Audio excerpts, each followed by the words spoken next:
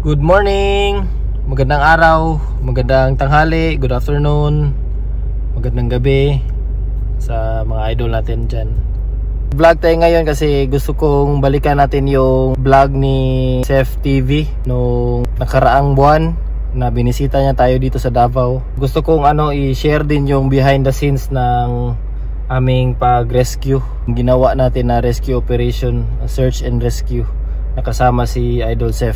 Si Idol Chef kasi bali bumabiyahe siya nun all over dito sa Mindanao. Kaya na-contact niya tayo. So yun yung yun yung history. So ito yung documentary na ginawa niya sa rescue natin dito sa area natin dito sa Tugbuk District.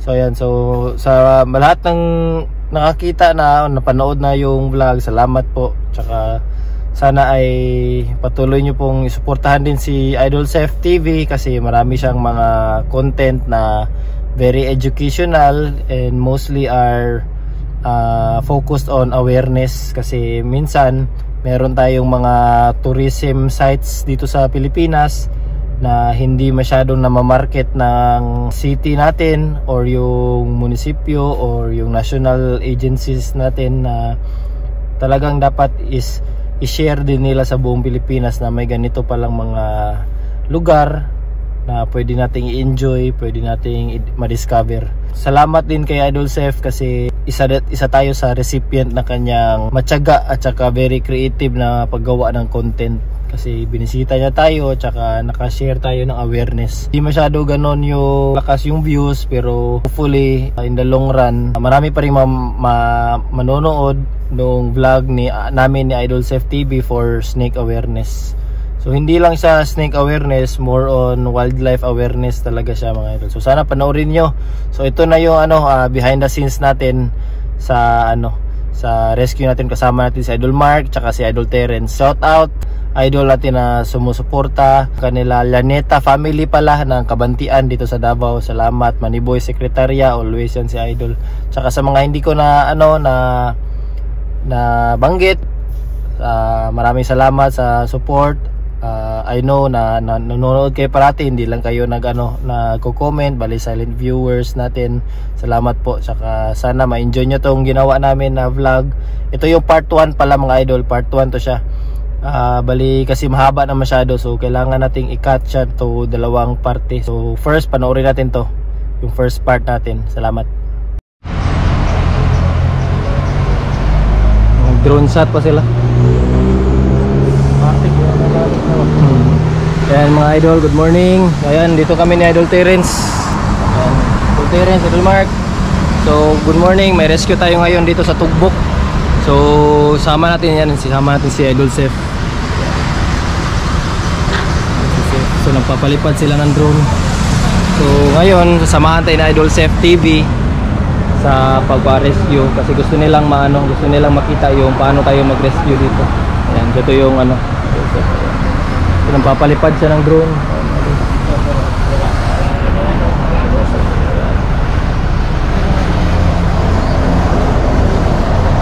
So malaki yung area natin dito, habitat talaga ng habitat ng wildlife. Maraming wildlife dito. Yun na yung drone niya mga idol. Layo na mga idol. Dito marami dyan. So ngayon, balikan natin yung area mga idol kung saan tayo nakapag-rescue dito noon. Kanila Mama Richo. Ayan dito.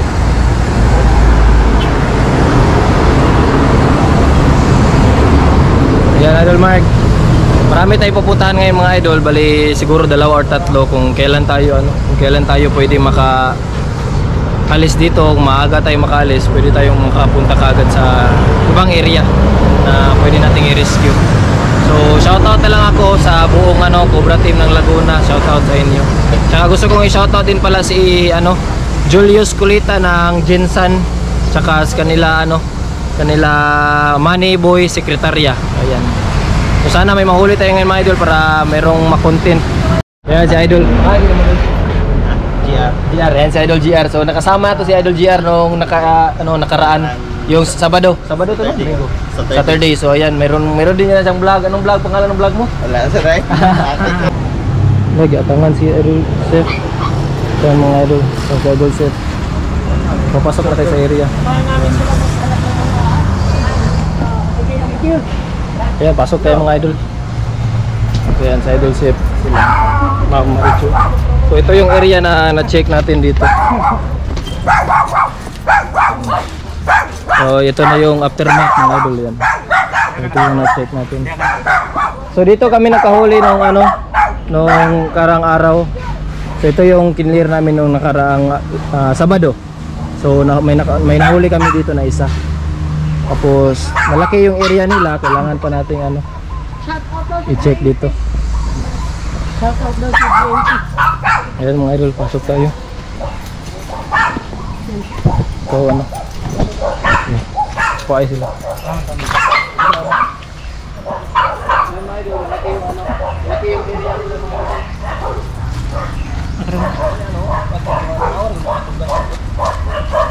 Last day ko sumadol. Ito ako. Ano? Ano ko? Itong isa. So ngayon, mag-umpisa na po sila mag-ulat. Dito. Bawat isa sa kanila kaya dahil nga sa hindi dito sigurado kung saan biglang susulpot yung ahas. Baka kasi kung halimbawa mag-umpisa na sila mag-balik dito sa kanilang ilalim. Patong nag-auling mo dito? Ako papa dati. Ayan my idol, dito tayo. Malaki yung area na i-check natin, so mag-a-assign tayo. So si Idol Terence yung yung cameraman natin, si Idol Mark. Kami na Idol Mark. Assign kami ng lugar. So maraming mga tambak, i-check po na ito ng mga nanay niya doon. Ito yung area mga idol.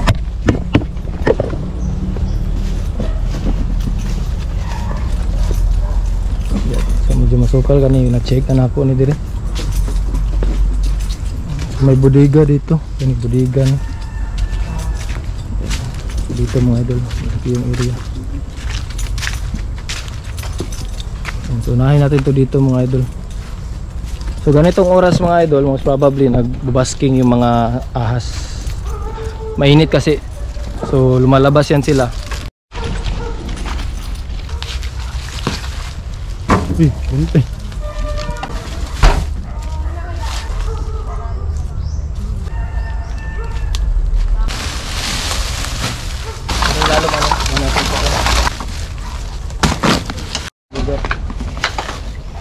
Pater ka tiyan ka.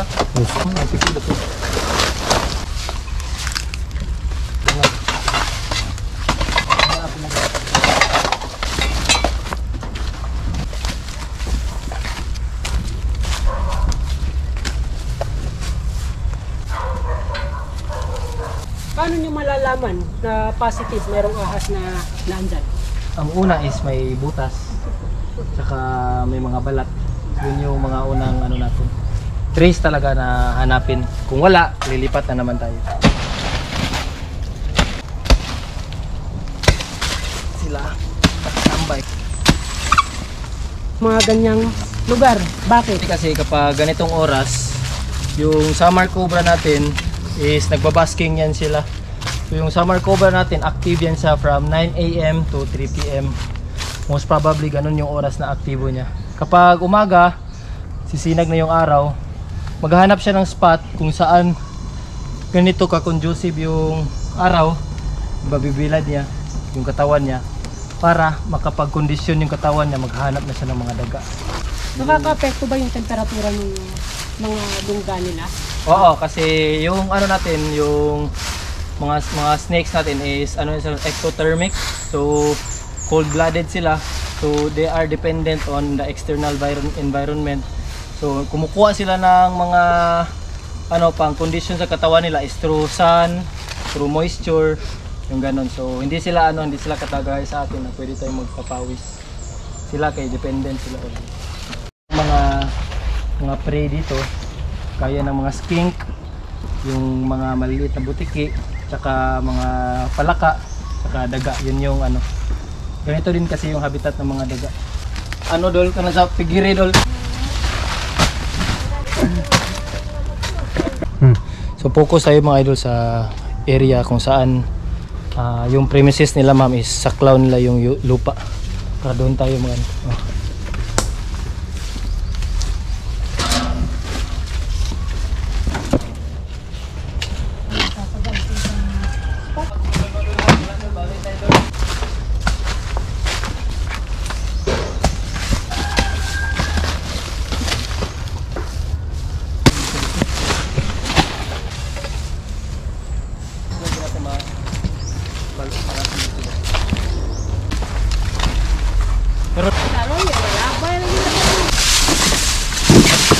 Tro. So nasi mong uluhan.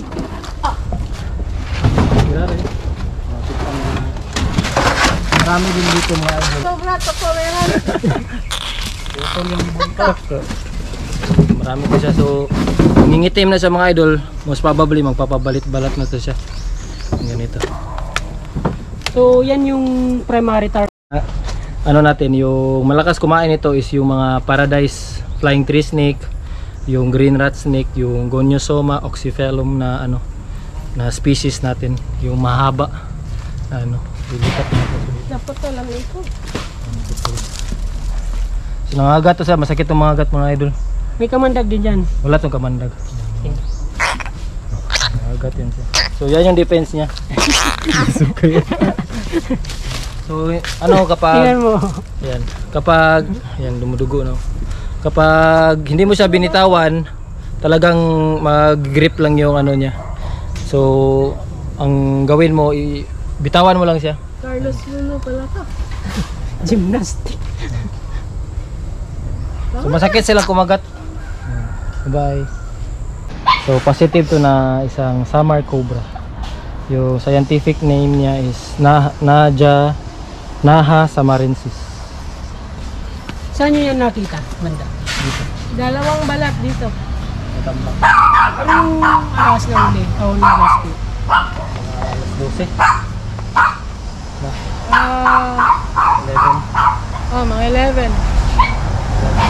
Nasa ilalim kasi So, nakita nila. pinaka-ilalim talaga na ano. Sobrang liksi. Habulan. Balin mi. Ito namin ha. Oh, sige. Thank you sa pag-follow up. PM lang anytime. So may emergency. May ano kasi tayo idol chef. Ganito kasi yung proseso namin sa sistema ng rescue namin. Meron tayong yung sabi ko yung emergency tsaka priority. Yung kanila ma'am is priority lang yun sa kanila kasi hindi naman nakita talaga yung actual na ahas. Yung priority, nila-line up natin yan sa schedule. And then kung sino yung ano, yung siguro pinaka earlier na nakita yung balat. For example, si ma'am nakita niya na basa pa, yun yung unang pupuntahan natin. Ano tawag Kapag yung luno, yung balat, pinagbalatan, yung shed niya. Kapag ang tawag doon is mabasa-basa pa, and medyo malangsa pa yung amoy, most probably 24 hours nandun pa yun siya, yung ahas. So yun yung ano, naka-categorize yung ganito na schedule, yung ganito na rescue is for priority. So minsan may mga tawag tayo na emergency, minsan ngayon in the middle of rescue may tumatawag, pinupuntahan natin kagad. So kapag dito like ganito, tapos na tayo pupuntahan natin kagad yung area.